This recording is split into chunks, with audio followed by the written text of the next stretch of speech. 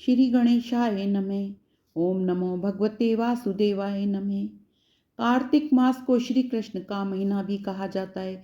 श्री कृष्ण की पत्नी सत्यभामा ने श्री कृष्ण से पूछा कि किस कारण वे उनकी पत्नी बन सकी, तो श्री कृष्ण ने स्वयं बताया कि पूर्व जन्म में सत्यभामा ने कार्तिक मास में बहुत अधिक धार्मिक कार्य किए थे, तब श्री कृष्ण की पत्नी बन सकी थी। तुलसी शालिग्राम की पूजा कर 21 आरतियां व कार्तिक महात्म सुने। कार्तिक महात्म के 12वें अध्याय की कथा प्रारंभ करते हैं। नारद जी बोले, जालंधर नगर में पहुंचने पर भुवनपति राजा ने मेरा विधि पूर्वक पूजन किया। हंसकर कहा, हे ब्राह्मण, आप कहाँ से आए हैं? क्या कहीं कुछ नहीं देखा?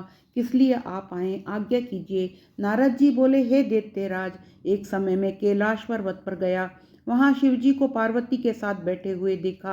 कैलाश पर्वत 10,000 योजन चौड़ा है। इसमें कल्प वृक्ष के सघन वन हैं, सैकड़ों कामधेनु गायें हैं और चिंतामणियों का प्रकाश हो रहा है। उसे देखकर मैंने सोचा कि त्रिलोकी में इसके समान कोई रिद्धि कहीं भी नहीं है।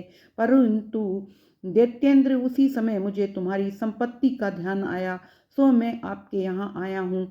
स्त्री रत्न के बिना तुम्हारी संपत्ति को देखकर विचार करता हूँ कि शिव जी के समान त्रिलोक में कोई सुखी नहीं है। भले ही नाग, कन्या और अप्सराएं आपके घर में हैं, वे पार्वती के समान सुंदर नहीं हैं। जिसकी सुंदरता को देखकर समुद्र में डूबकर ब्रह्मा ने भी अपना धर्म छोड़ दिया, उसकी क्या उपमा दी जा सकती है। मछली का रूप धारण कर जिस पार्वती ने कामधेनु के शत्रु महादेव जी की सुंदरता रूपी वन में अपनी लीला से भ्रमण कराया, और पार्वती के समरूप ब्रह्मा ने भी दूसरी रचना करनी चाहिए, परंतु न कर सके। इसमें एक स्त्री रत्न को भोगने वाले महादेव जी का वैभव सर्वश्रेष्ठ है, उसके सामने तुम्हारा वैभव कम है। यह कहकर उससे आज्ञा ले मैं चल दिया। दैत्यराज उसके स्वरूप को देखकर काम ज्वर से पीड़ित हो गया और विष्णु की माया से मोहित होकर सिंह का एक पुत्र राहु को महादेव के पास दूत बनाकर भेजा। राहु चंद्रमा को अपने काले रंग में रंग कर कृष्ण पक्ष सा करता कैलाश पर्वत पर गया।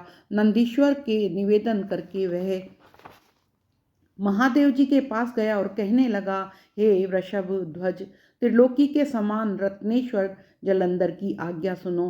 तुम शमशान में रहने वाले मुंडमाला पहनने वाले दिगंबर वेश को हिमालय की पुत्री नहीं प्राप्त होनी चाहिए। मैं रत्नों का स्वामी हूँ। पार्वती भी एक स्त्री रत्न है, इसलिए वे मेरे योग्य है, तुम्हारे योग्य नहीं है। नारद जी बोले, राहु इस प्रकार कह ही रहा था कि महादेव जी की भौं में से भयंकर शब्द करता हुआ एक पुरुष पैदा हुआ। शेर के समान उसका मुंह था, उसकी जीभ हिलती थी, ज्वालामय नेत्र, ऊपर को केश, सुखासा शरीर था। वह पुरुष राहु को खाने के लिए दौड़ा, तब राहु डर के मारे भागा। राहु को उसने बाहर पकड़ लिया और खाने लगा। तब शिवजी ने उससे मना कर दिया कि किसी दूत को मारना नहीं चाहिए, यह तो पराधीन है। तब उसने राहु को आकाश में छोड़ दिया और महादेव जी से प्रार्थना की कि मुझे बहुत भूख लगी है, हे देवेश, मैं क्या खाऊं? शिवजी बोले, तुम जल्दी से अपने हाथ पैर का मांस खा जाओ।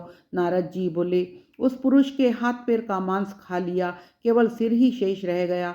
तब शिवजी ने उसे देखकर बड़े प्रसन्न हुए और बोले, तेरा नाम कीर्ति मुख है, तू सदा के लिए मेरे द्वार पर रहा कर।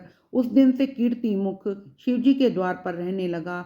जो कीर्ति मुख का पहले पूजन नहीं करता, उसकी पूजा निष्फल रहती है। उसके द्वारा फेंका हुआ राहु बर्बर स्थान में गिरा, जिससे वे पृथ्वी में बर्बर नाम से प्रसिद्ध है। राहु ने अपना दूसरा नाम मानकर जालंधर ने जाकर सब बातें कही।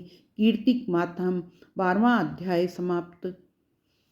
तुलसी महारानी की जय।